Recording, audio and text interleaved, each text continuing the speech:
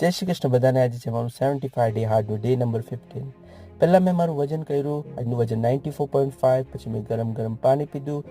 પછી કર્યું ચિત્ત એકાગ્રતા. પછી મેં કર્યું પ્રાણાયામ. પછી ગણપતિ બાપા મોર્યા બોલીને મેં ગયો જીમમાં. આજે મારે કરવાનું હતું પુલ વર્કઆઉટ. પહેલાં કર્યું સ્ટ્રેચિંગ. પછી કર્યું લેગ પુલ ડાઉન 3 સેટ્સ.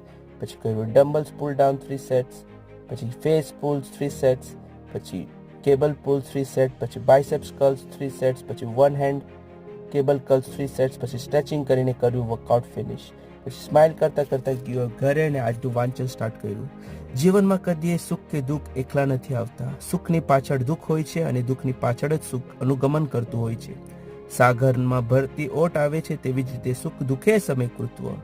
પછી મેં મારું સેકન્ડ વર્કઆઉટ દેવાંશી સાથે ફિનિશ કર્યું 45 મિનિટ્સ વર્ક. પછી મેં મારું પાણીનું ટાસ્ક 4 લીટર્સ વોટરનું ફિનિશ કર્યું.